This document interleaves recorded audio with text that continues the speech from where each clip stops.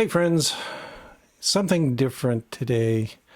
I'm going to be talking about bad science as usual, but did you know there is bad science is getting promoted with budgets of millions and millions of dollars, and famous people are endorsing it and pushing it out there for the masses.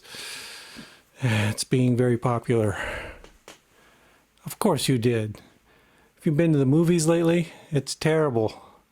There's a lot of bad science at the movies. So today what I'm going to do is I'm going to talk about two movies that caught my attention because they came out at approximately the same time, or at least they came to my attention at approximately the same time. And they're both about cloning. Oh, as a developmental biologist, we know a little bit about cloning. We're kind of interested in cloning. So I thought, yeah, this might be fun to watch. So in the last week or two, I've seen them both. And what appalled me was how bad they are and how terrible the science is. So that's what I'm going to talk about today. Bad science in the movies. Bad science with Will Smith and Keanu Reeves. I am so disappointed in those two. I like them as actors, but they put out crap. Anyway, so the first movie is Gemini Man with Will Smith. And I got to tell you, I started watching this thing and almost stopped cold in the first 5 minutes because it pissed me off so much. But I kept going because it hadn't even gotten to the science yet. It's just one of these movies, these violent action movies. So it starts off, Will Smith is a hitman, a hired assassin. He's working for the government or something. So yeah, I'm already kind of against it. And he's sitting on a hilltop with a sniper rifle, and there's a train coming down the tracks. And his job is to murder somebody on the train. All right, already I'm kind of wondering how this can be a hero, but then they do the trick to make him seem like a hero. See, there's a guy on the train with a phone just keeping in touch with him, letting him know what's happening here. And a little girl walks towards the intended victim and stands in the aisle next to him. And Will Smith holds his shot. That's his heroic action. He holds a shot until the little girl is out of the field, and then, boom, he shoots the guy in the neck and kills him. Okay. All right. So he's supposed to be a good guy, I guess, because he's the very best murderer there is, and he doesn't shoot little girls. Yay, Will Smith. Okay, so anyway, that's about where I felt like just shutting off the streaming service and doing something better with my time. But I had committed to finding out what was going on with the cloning business.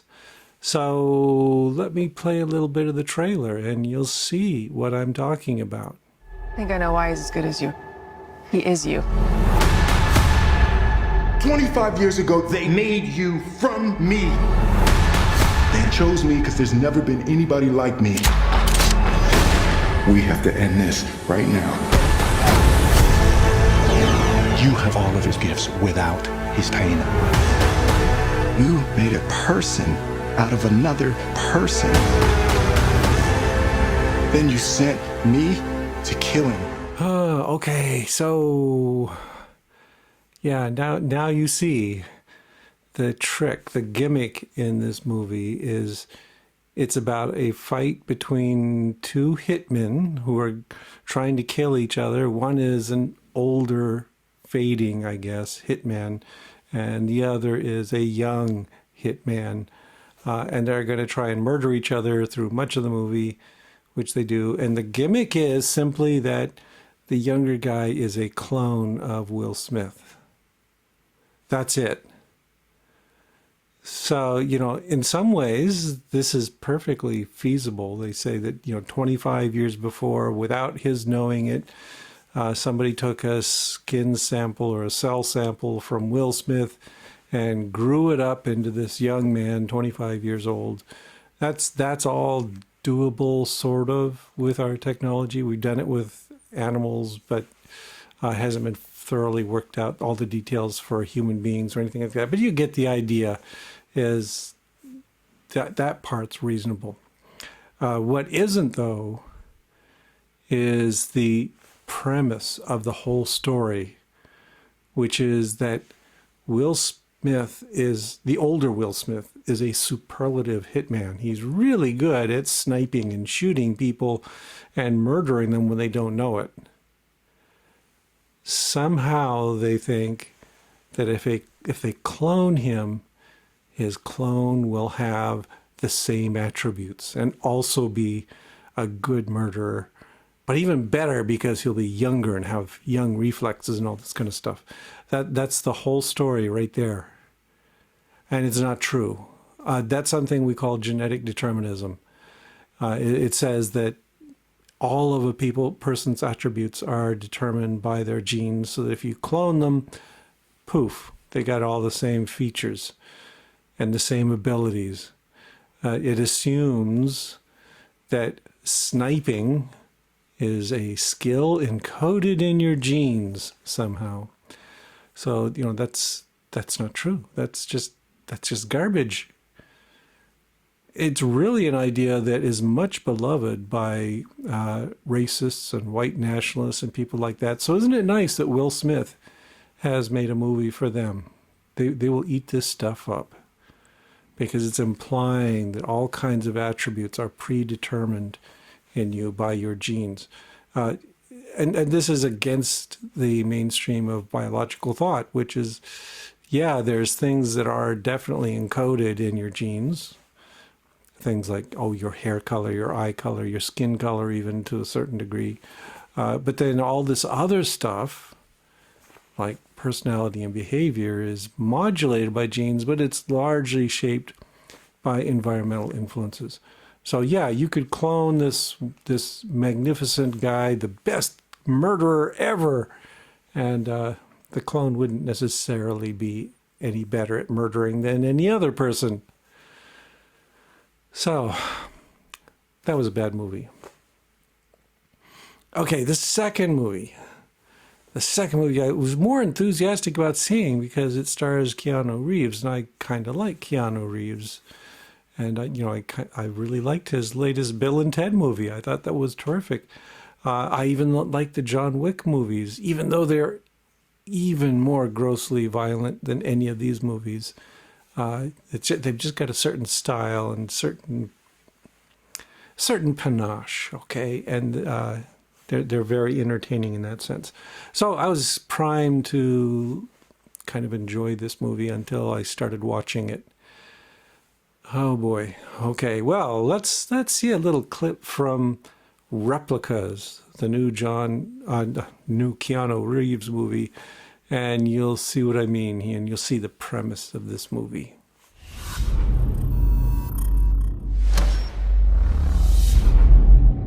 It'll be like it never happened. What's going on? William, something's not right with me. Tell me the truth. There was a crash.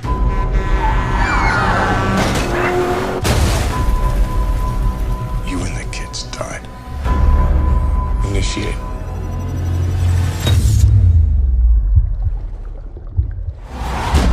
I brought you back.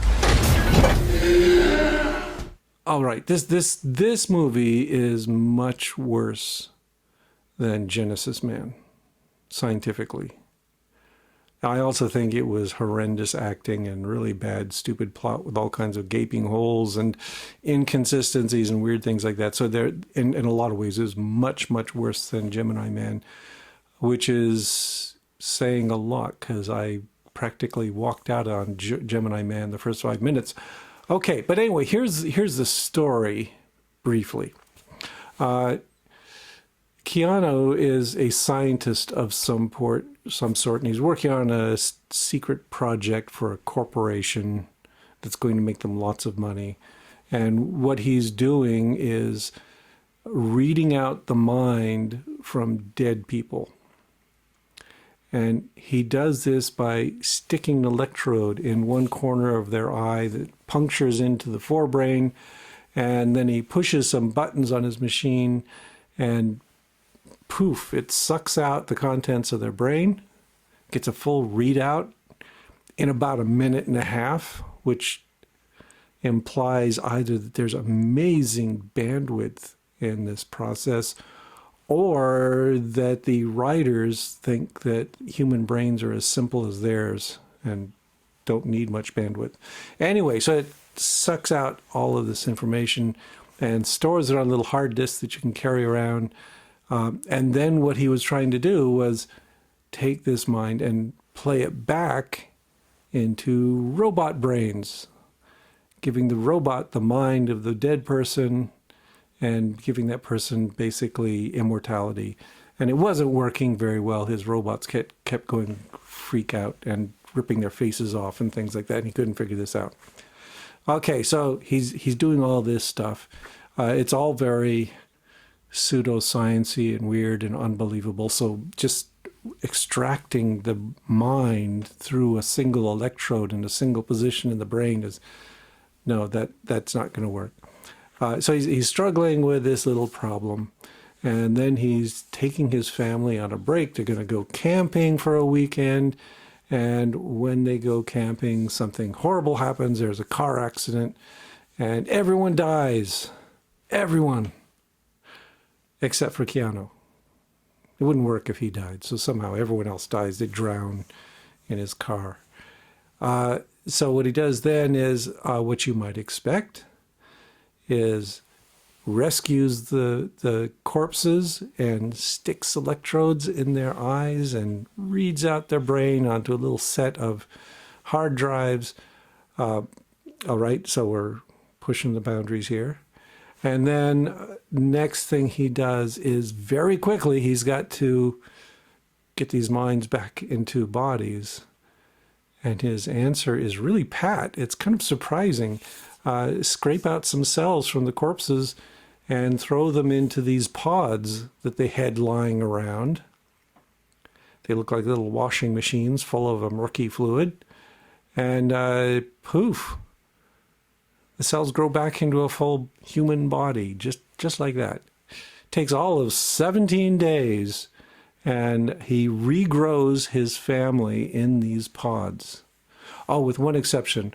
They only had 3 pods, and he's got 3 kids and a wife, so he has to go through this agonizing dilemma.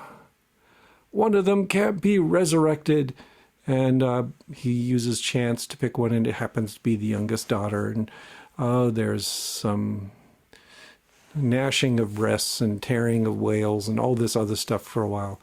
But he doesn't resurrect his youngest daughter, which you would think causes some huge problems, right?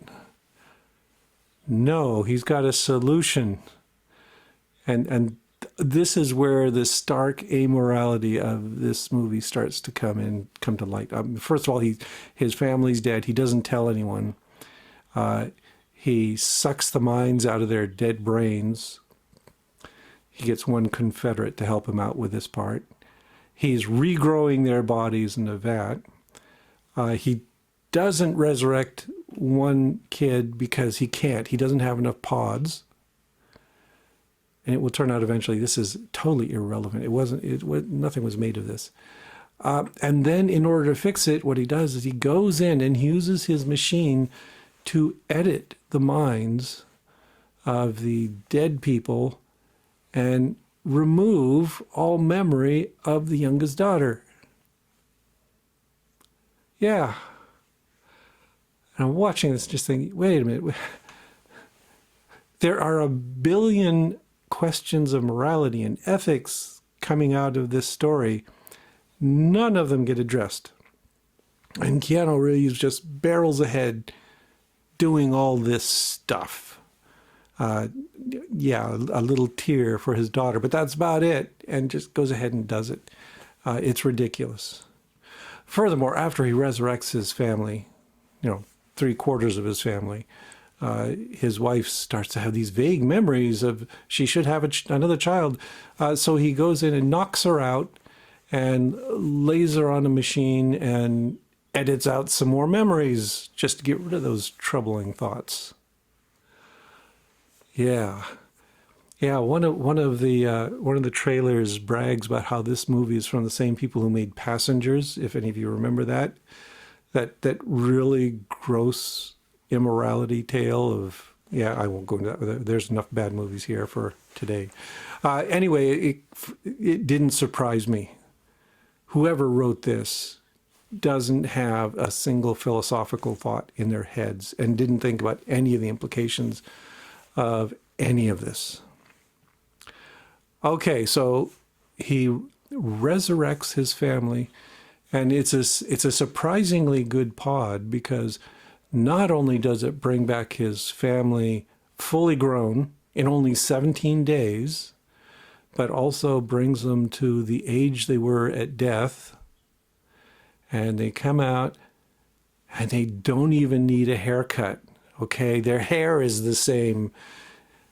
Their physical bodies are all the same. His wife is a jogger and goes running, and she's in good physical shape. And same thing with her clone.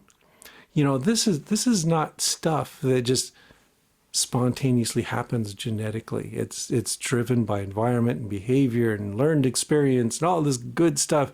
And we're just going to zoom right over that. We're going to clone them and everything's good. Okay, so we have a whole succession of improbabilities here, things that just can't happen, and that all have deep, thoughtful implications to them, and none of them are ever addressed in this movie. Not once. Eventually, there's another conflict with the corporation, and there's an excuse for gunfights and battles and car chases, and the usual thing you expect from this kind of trash movie. And one thing that Keanu does is he goes in and gets a machine and reads out with sticks an electrode in his eye and go into his brain and reads out his own mind, and then injects a copy of his mind into one of the robots they were working on earlier in the film, which then wakes up with Keanu Reeves' consciousness in it and is going to assist them in their fights with the bad guys. Yeah, think about that one for a bit. You'll have to do the thinking because the movie doesn't do it at all. Okay, so anyway, yeah, bad movie. Just terrible movie. It just made me wonder, how desperate is Keanu Reeves for money right now that he read the script for this piece of crap and then went ahead and made it. Anyway, bad signs all around. Cloning does not work this way. Both of these movies get it totally wrong. So at the end of it all, what do I think of them? Well, I was thinking about this, and I was trying to think of how do you quantify how bad a movie is? And I thought, okay, I'm gonna invent a scale right now, a scale of scientific illiteracy in movies. And I'm gonna set this scale. The bottom of the scale, the floor, is -10. And I give a -10 to two movies that I've seen in the past. You've probably all heard of them. One is The Core, which just bad physics, really bad physics, impossible physics. Yeah, that's the one about where they drill down to the center of the earth and set off a bomb to set the core. Anyway, total trash. And then because I'm a biologist, I'm more interested in biology. My biological floor for movies has got to be Lucy. Yeah, if you've seen that one with Scarlett Johansson, if you haven't seen it, don't bother. It's really bad.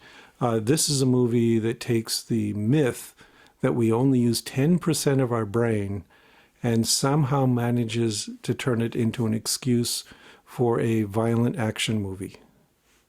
Yeah, that bad. So that's a -10.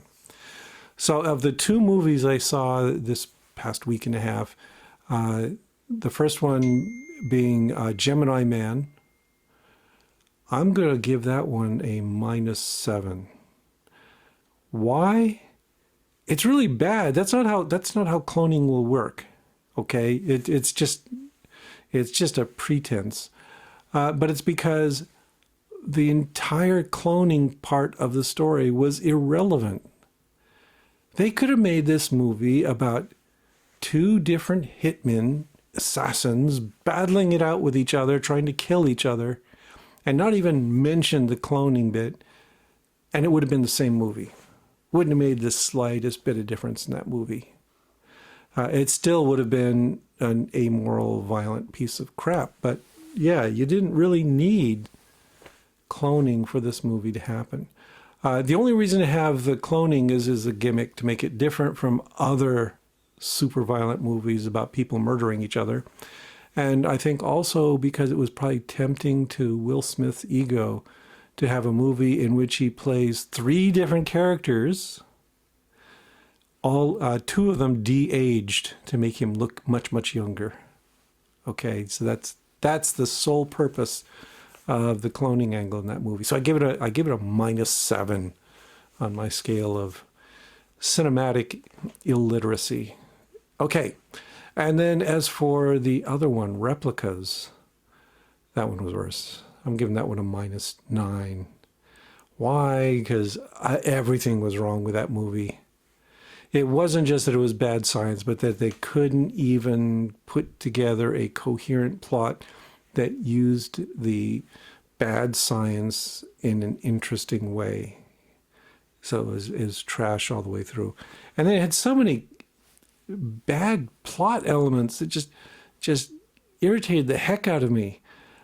For instance, I mentioned a bit about how Keanu couldn't resurrect his youngest daughter, right? Because he didn't have enough pods. And he was crying over this, and he had to go to all the effort of editing the minds of his other family members to expunge this girl. Yet at the very end, what does he do? Well, he's got the recording of the little girl, and apparently he's got some cells from the little girl, and he gets access to a pod, and he revives her too. Which had me scratching my head and wondering, okay, what is his family going to think when this girl they don't remember shows up in the family? The movie doesn't care. Anyway, so that was my bad science for this week, is really bad movies. So Gemini Man and Replicas, thumbs down, don't bother watching them. If you have any respect for science, these movies just spit on it and trample it into the dirt. So don't bother with them. Also, on top of that, they're both excuses for gunplay and car chases and violence, and skip it.